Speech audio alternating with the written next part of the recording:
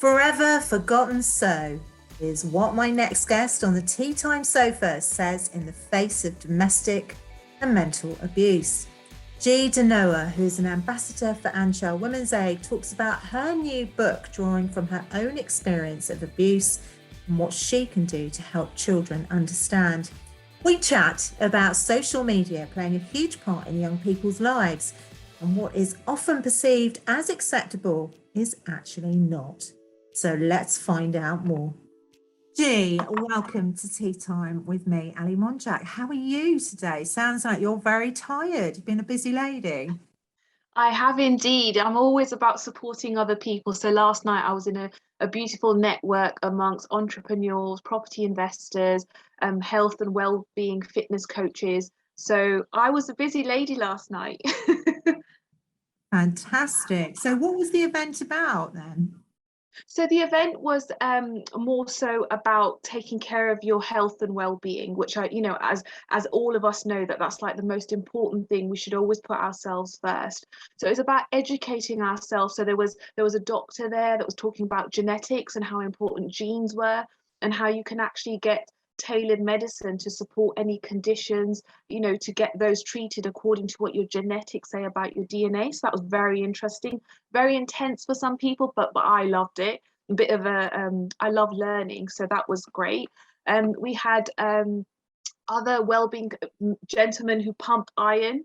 Always very nice to learn from them, because I think, one thing I absolutely kind of give credit, that these gentlemen and women who do pump iron, it doesn't just happen by accident. So, when we as people look at them and say, oh, that looks really, it comes with discipline, it comes with commitment, it comes with focus. So these were the things that I was picking up from them last night, that, it has taken them time to get where they are, and it was that constant not seeing the benefits, but just keep going and keep going. And there they were, 6 foot plus, stood in front of me with amples of body mass, because they've worked at what their vision was. So it was really, really nice to just see people achieving and progressing in their visions of what they aimed to get out of their life. So it was really very great energy there last night. Brilliant. And I mean, energy and, visions are so important to you, aren't they? They are indeed, yeah. I mean, I have to say, when the last time we connected, it almost felt like we'd started discussing everything that we wanted to discuss today with everyone. So, visions are so important. So if I was to share my vision with you today, it's about giving back, helping and inspiring both men and women who may have gone through, some kind of domestic or mental abuse in their life. But I don't want to just stop there. You can always inspire people who may not have experienced domestic or some kind of toxic relationship. It could just be inspiring others through just from where I was then to where I am now, and hopefully the learnings that I can share with others. It's all about, personal growth, isn't it? Because, if we wind the clocks back here, 7 years ago, is that right? Yeah, 7 years ago, yeah. 7 years ago, you were in an abusive relationship. Mm-hmm. And this is where your journey, instead of it being an ending, shall we say, it's been a beginning, hasn't it?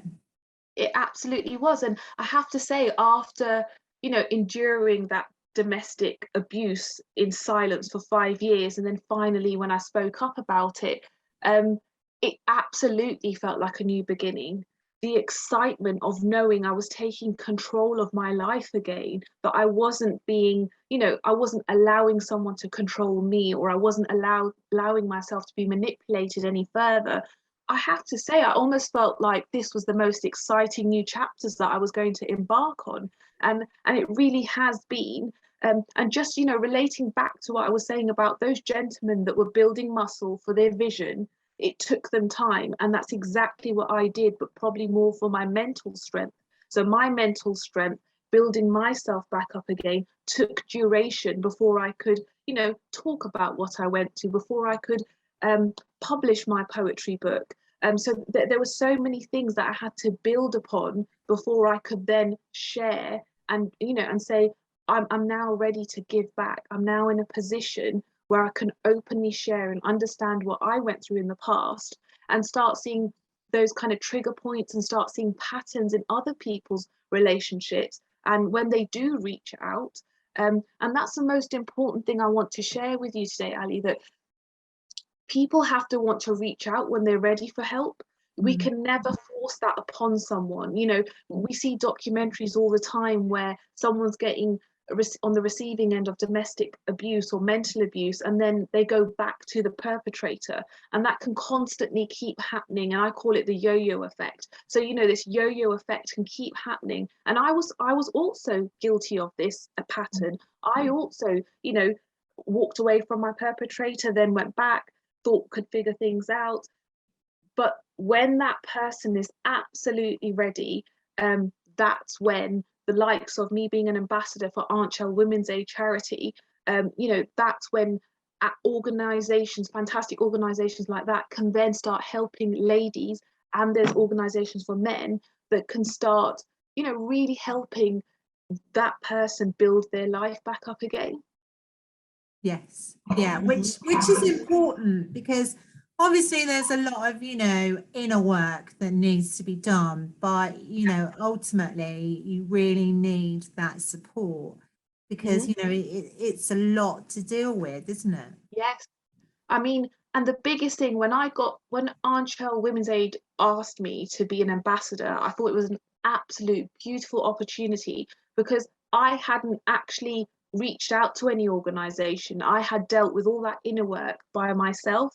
So it was just my very good friends, my very close family, that when I finally spoke up after 5 years that something wasn't right at home, that I did all that journey by myself. But could you imagine the recovery or the joy I would have had in my life had I reached out to organizations, had I leaned on some others that may have known a bit more about what I was going through, even probably more than I did at that point in time. So, you know, to know that I can share that there is support out there, and to be, you know, I just think it's absolutely, it's so important to me to be part of that. Yeah, I think you're absolutely right. And, you know, it's obviously been part of your healing journey as well, Yes. hasn't it? Yeah. So Yeah. talk to me about your lovely book that you've written, and you've had other contributors as well. So the book's all solely myself, but what I've done from hearing other people's journeys, I've done it in my creative way. Of sharing the story that they have gone through. So it hasn't been any particular individual, so it's all my creativity and artwork and my words on there. But it was important to show the thought process. So yeah, I mean, talking about the book, I mean, you know, it's called Forever Forgotten So, isn't it? Yes.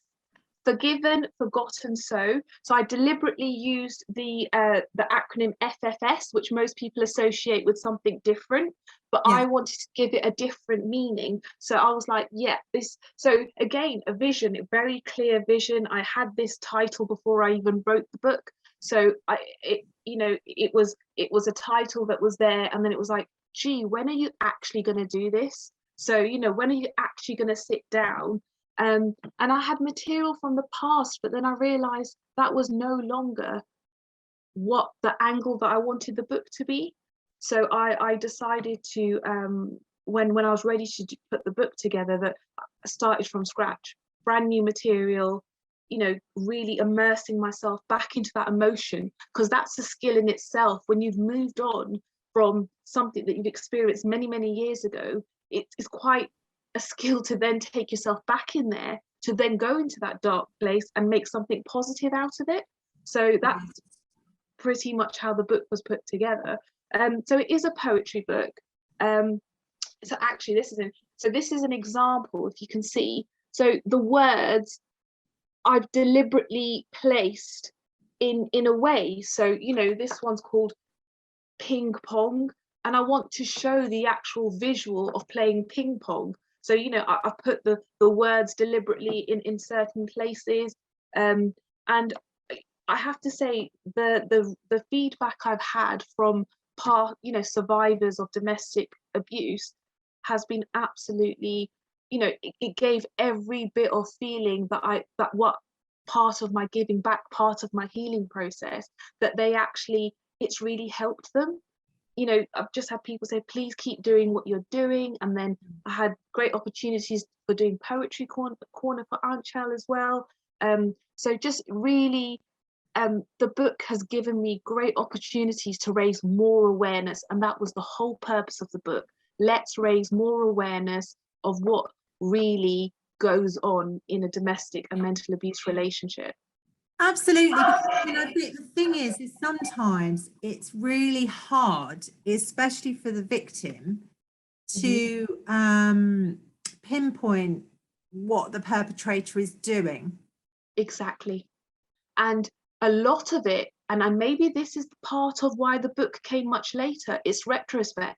It's when you've come out of that situation, when you've healed yourself, when you've given yourself time to grow back, you can then look on retrospect and start aligning the dots and realize that that was unhealthy behavior in your relationship, or those were the warning signs, or that was manipulation, that was control, that was, that you start realizing. But it is retrospectively that you realize that that is what was going on in a relationship. Because when you're fueled by emotion, it's so difficult to really make rational decisions and important decisions of, your well-being, your safety. Sometimes you're so caught up for the next fight or the next time you're walking on eggshells that you're not even thinking about the long-term picture. You're just thinking about, when is the next argument? When is the next time something's going to happen? It's so short that you're thinking, as opposed to thinking about, what's your future going to be like?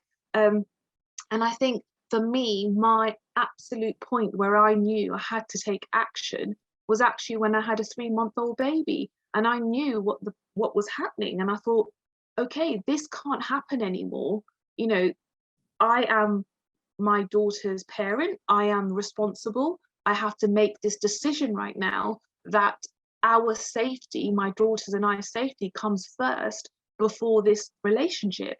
And that was the last time that I saw my perpetrator that night. And I never saw them again.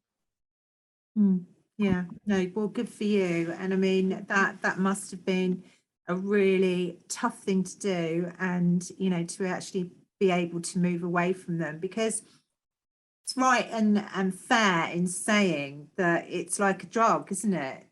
Yes. Yeah. Because you get into this pattern, so then you actually feel comfortable with abuse, don't you? And then you have to try and somewhere in the back of your head, because then you have those anxious moments when you're not, but that's how you get drawn back in, isn't it? Absolutely. And Ali, you absolutely mentioned something really important, the fact that I always knew nobody in a relationship should be raising hands on anyone, whether the man or the woman or the woman or the man. I knew this from when I was a young girl. But yet here I was in a long-term relationship, which was 5 years on and off abusive. And it's like, where did that come from? Where did my senses go? And then crept in the embarrassment of sharing that you were actually experiencing something that you believe to be a loving relationship, or what you portray to society to be a loving relationship, which was very much far different behind closed doors. So it's very, I think it was the embarrassment, and I think that's what made me also write the book. So, ironically, here I was not talking about it, and then I've just said, here you go, world. Here's some of my experiences, here's others' experiences. Let the words be seen. So it's very, I've done it more for the ladies and the men that keep quiet out of embarrassment. If I would say that's one of the biggest reasons why I wrote it, was exposure for let's eradicate this embarrassment that you feel as someone who's experiencing domestic and mental abuse. Yeah, no, absolutely, you're right. And you know, I mean, it's not just, as you said, you know, it's to do with domestic abuse, and it's to do with, you know, people who've suffered some sort of mental abuse. But I mean, let's just sort of, you know, look at it from a different perspective where, you know, children or even grown-ups, you know, that have, say, narcissistic parents. Yeah. There, you know, there's a level of abuse sometimes with that, isn't there? And that must be even harder to break out of that cycle, because effectively, you know, wouldn't you think you're going mad if you've got, you know, a parent who does that?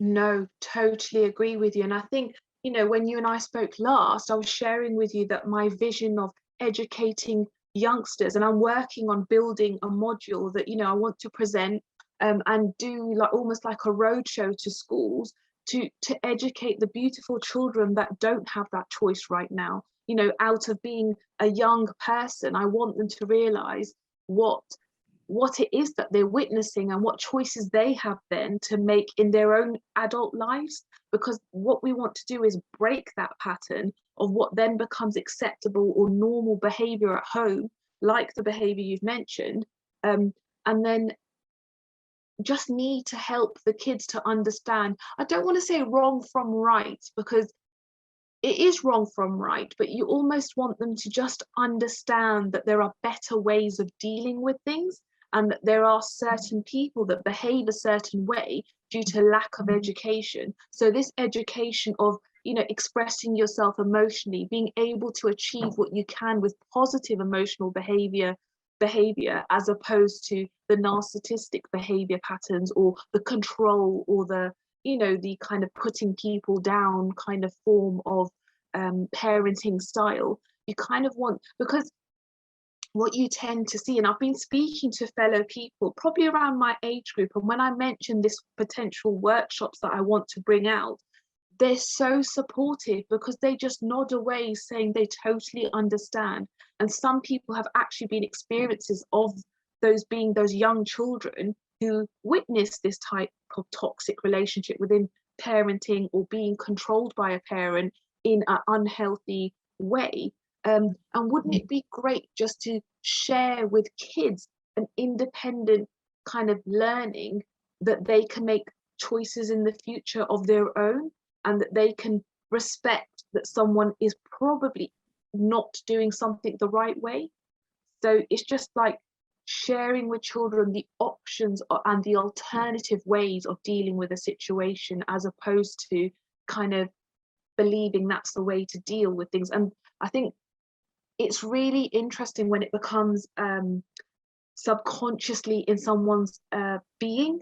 So, you know, some kids may take it on and bring it to the playground without even realizing that this aggression or this level of control or this neediness or however they're behaving is actually from what they're witnessing at home, and that's how they think they deal with situations. So just want to show that there's a wider learning, but in a very child-friendly way. You know, I would never dare to like override them with the word narcissistic or anything like that. No. Well, no, absolutely. No, it's yeah, that it's a big word, and Yeah. they probably could spell it though, because you know a lot of Oh, children are really intelligent, aren't they? And you know this is how they grow. But I mean, there seems to me, as we discussed, you know, you basically identified, you know, a gap in how things are portrayed as well. You know, that obviously you need to be mindful with children, as you said, you know, like long yeah. words, etc. But you know, also the problem that we have in this day and age is that they can access anything on the internet. Now, Yeah. I know there's parent controls. I mean, I don't Yeah. have children that young anymore, so I'm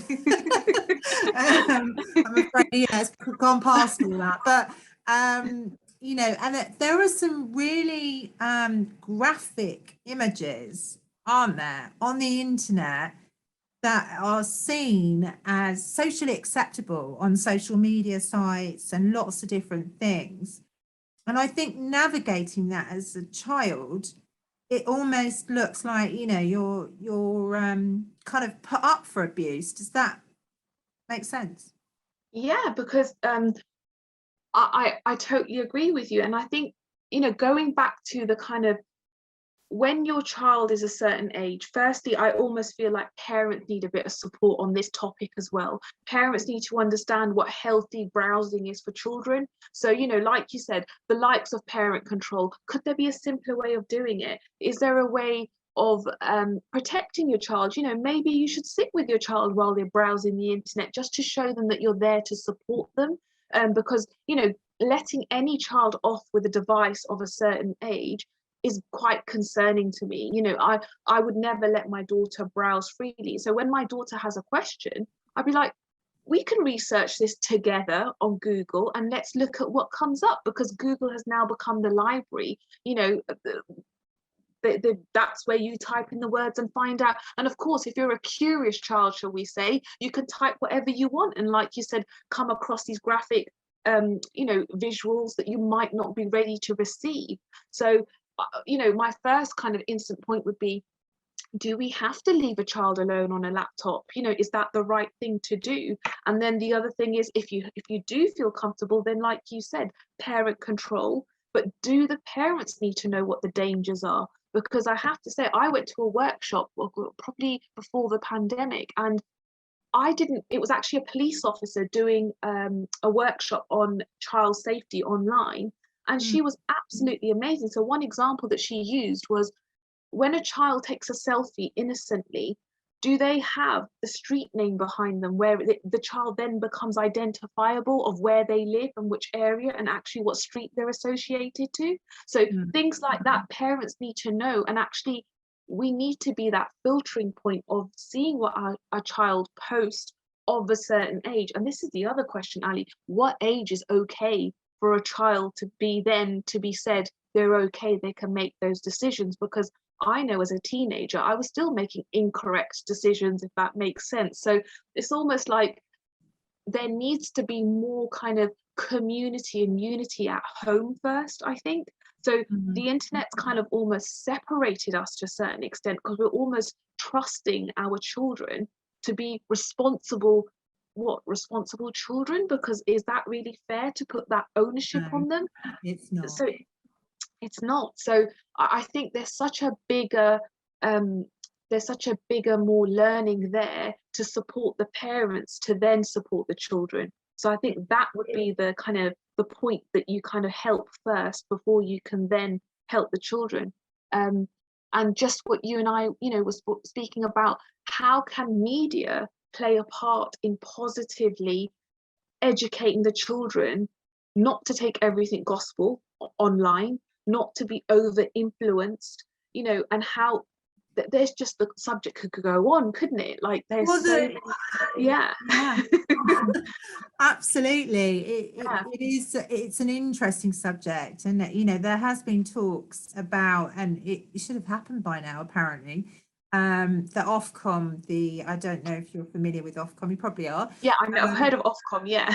Yeah, the broadcasting authority Yeah. that look after people that TV stations, radio stations, all that type of thing. Well, they were bringing it in that, especially in the UK, that they would start policing the internet as well. And I don't think it's quite happened yet. I'm sure it hasn't. So something like that really needs to happen, doesn't it? Because, we need to be regulated a lot more, because, anybody can put anything out on the internet, which is just incredibly frightening, really, isn't it? And I think more so, without it sounding very authoritative, but get that parent to be that police point, because that's how we're going to win quicker in homes. Yes, we're going to probably have Ofcom with an organization independently reviewing content on the internet, but again, it's us to protect our children, and almost like protect them now, so that when they do become beautiful and successful, that they're aware how to deal with trolls, they're aware how to deal with criticism online, they're aware, you're almost supporting them to build this resilience towards a platform that should be taken with a pinch of salt. So because some children, even adults, you know, some people become quite dependent on social media and what's available on the internet, and you almost need to, and that's one thing, you almost need to show the child this is not everything in your life, you know, this is not the center of your world. As you know, I've spoken to so many parents and they say to me, oh, enjoy it while you can, because when your child hits a teenager, they're not going to really leave their room, and so and leave their room because they're going to be constantly on their phone, or they're not going to interact. And my initial reaction is, that's not happening in my home. I'm sorry to say, I'm not going to be okay with my child just sitting in their room for ample of hours. I understand there'll be hormones, and talk to me again in 10 years time, Ali. And I'm like, oh, Ali, help. Yeah, absolutely. Yeah, but I think we forget sometimes as parents that we have more, no, control's not the right word, we have more of an influence on our child's taking in of content, our child's upbringing, our child's the way they deal with situations. We're here to help them. We are their springboard to make sure they make better decisions than what we may have made in the past. So, you know, knowing that we know how the internet can be quite a dangerous place at times, it can be very influencing, it can lead people astray, it can get kids and adults addicted to, you know, being the need of approval, the need of recognition. Why don't we just give that recognition at home? Why don't we work together with them and just show them other ways of being recognized, rather than depending it on a source such as the internet or social media? And I'm really looking forward to, you know, play any little part in educating children in making that a reality, to making them just see a bit more thinking outside the box, because that's what I want to push forward. You know, we all get swayed. My friend said this, and this is how the flock of everyone is doing. Why can't we get these kind of spurts of independent young children who say, actually, you know what, that's not really how it looks, and this is how it could be also. Just want more dynamic thinking within children, rather than just, you know, like almost zombie like believing everything they see. Well, this is the thing, and you know, I think, you know, that there needs to be this moving forward, doesn't it? And it strikes me that, you know, you're going to be on this bandwagon for some time, but you know, I think you just got to push it out there into the universe, and you know, ask it to happen, and it will. Because you know, there is, as I said, a huge gap between their understanding of what is abuse and what is not abuse when they see all these graphic images. Totally. And it's every day, about thinking that it's normal, thinking that it's okay, you know, thinking that oh, that is the way how to treat a lady, or that is the way how to speak to someone, or, you know, versa versa. A woman shouting is a woman being passionate, or, you know, just misinterpretations of what emotion really is. And yeah, I totally agree with you that there needs to be togetherness, and sometimes we've got to think, where can we get togetherness from? And it absolutely is from the role modeling up above. So, you know, it's as you said, the influencing, making a change, that's going to take a while.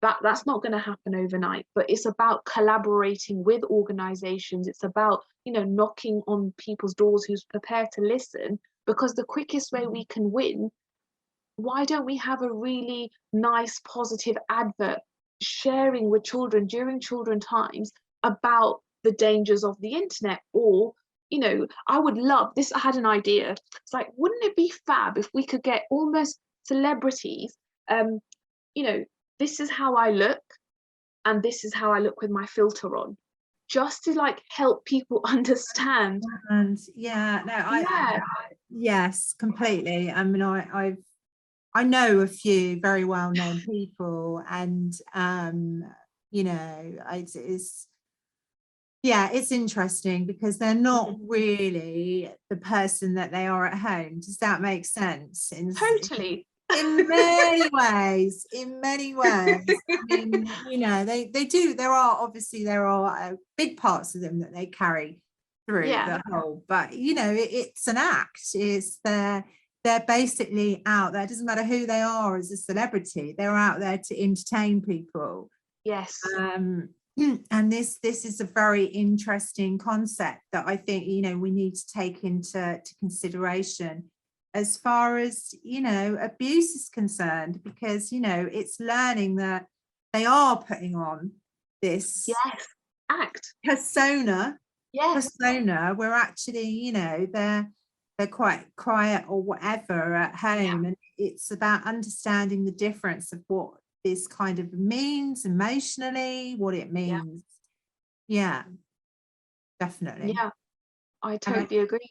Yeah, and I think that the whole of the internet, I mean, all of social media, to be fair, is something that, you know, it's got a lot to answer for. It's got a great amount of qualities in the fact that, you know, we're able to connect. I mean, where would we have been throughout the pandemic if we hadn't been able to connect to people in such a vast way? But Yeah. you know, the downside of this is the stuff that is put all across it, and Yeah. you know, is this constant message that everybody wants to have their 5 minutes of fame. And I really don't think that that helps young people, because that, you know, again, it can set them up for abuse, can't it? Oh, absolutely. This searching for, searching for this fame, searching for something I don't have right now, looking to others for it. This is what we need to teach our children, being content with what you have right now, being happy in your own skin. Mm. And just these, I think those are the fundamentals that will kind of make them a stronger, healthier person, and much more hopefully resilient and resistant towards abuse. But it's when you start searching for, when the likes of, sadly, when kids get groomed, it's all because they're searching for something, for whether it's attention or whether it's because they think it's accepted, it's okay to have, an older partner, or looking for, um, you know, some kind of, that you kind of get told this about this incompleteness, because that's what social media is kind of trying to show people. You're incomplete unless you have this. You're incomplete unless you have achieved this, or hang out here, or experience this experience. And it's like, no, let's work on being humble. Let's work on being, I personally think we need strong leaders who are influenced within social media to start changing the content, start Mhm. changing what the messages are. And it could even be striking kind of like a bargain deal for every influence that you kind of remain on your content. Make sure 20% of it is also teaching others the difference between what actually, it could be almost like behind the scenes footage before they actually put the post out, which is so glorified and glitzy and magical, but actually what really went on to set it up and stage it to that stage. Those are the type of teachings I think that you can kind of share with children, the full process, because all they're ever watching on social media is the end product. They're seeing the final polished version of something. And that's what we need to share with children, and maybe some adults too, that it takes a process to get there. And there's also something called visual effects. It's not all achieved in the way that you may think it is. And that's where I think there's so much to support children with happiness. And you kind of, I have to say, and you know this as a fellow parent yourself, when they're younger and they have no influence of social media in their life, how content are they with their toys? How content are they with holding mummy or daddy's hand and just walking down a forest? They don't need these influences, but the older they get, they just start getting, um, you know, they start getting influence, they start getting ideas, they start getting, maybe I would say, not really thinking for themselves anymore. maybe we need to get them to become more independent and continue on the path that they were before a phone got, or before a device or a phone got placed in their hand, or before they started reaching for yours. So my daughter tries to reach for my phone, and she can, with me sitting next to her, look at a couple of things, but comes a 20-minute mark and that phone is away from her.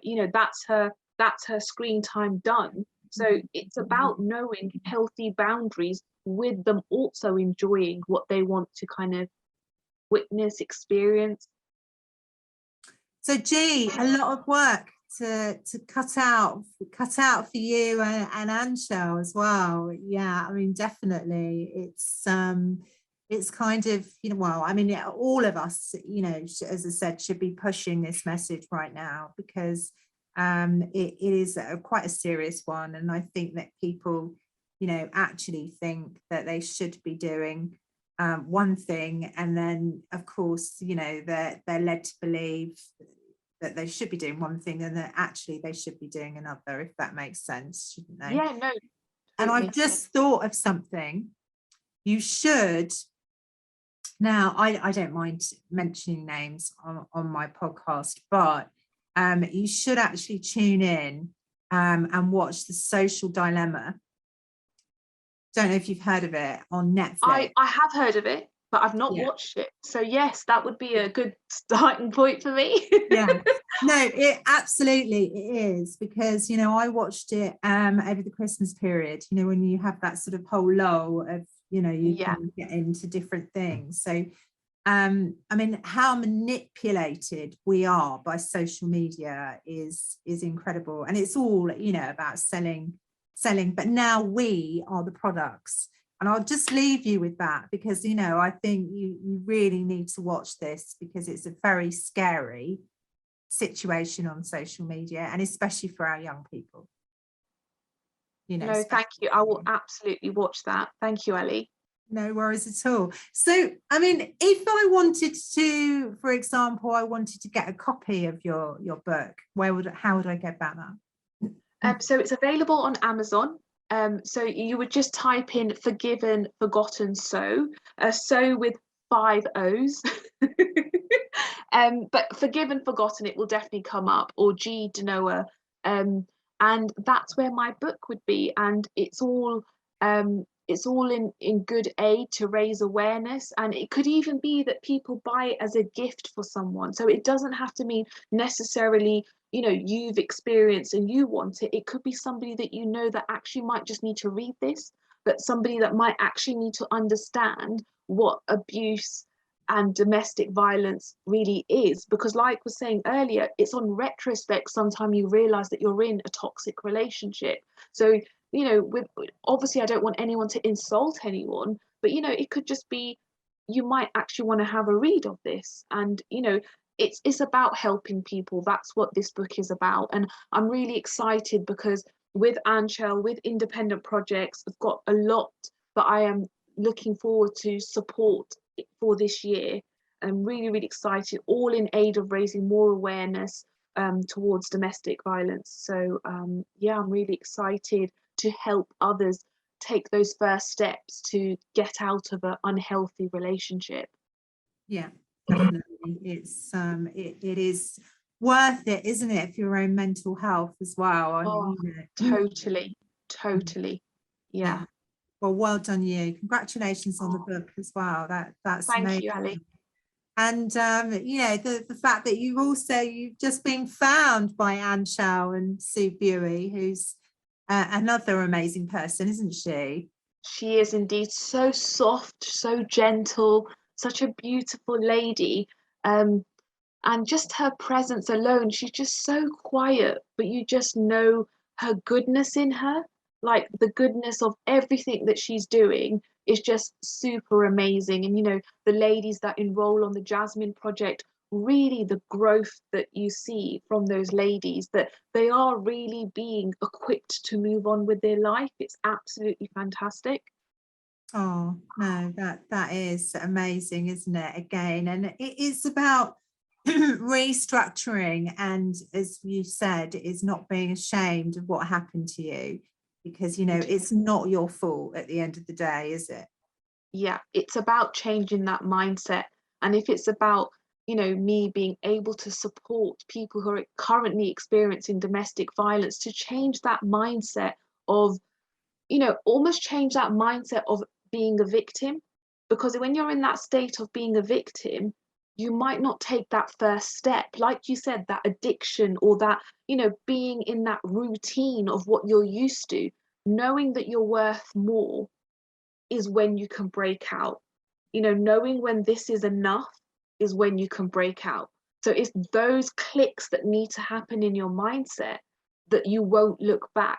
And one thing I want to share, it was never easy when I was moving forward. I had to make a decision to stop looking back. I had to keep going forward without going left and right and being swayed by, you know, you get those harassment calls, you get those influence calls where the perpetrator might want to work things out, but it's far too late. Once you've made that decision, just keep going in a straight line, because that is you putting yourself first. Definitely. Well said. Well, do you know what, G? It's been lovely to meet you. It really, really has. And thank you so much for coming on the Tea Time Sofa, as I call it, and telling me all about your book and all about your very valuable work that you're doing. So I'd like to wish you the best of luck. Ali, thank you so much for having me. It's been an absolute pleasure, and, you know, love speaking with you. So thank you so much. Look forward to chatting with my next guest on the Tea Time Sofa, this time next Saturday. In the meantime, if you would love to get in touch about having a chat with me, you can reach me on teatime@forthenow.co.uk, or you can find me on Facebook, Twitter and Instagram on Tea Time with AM. Bye for now.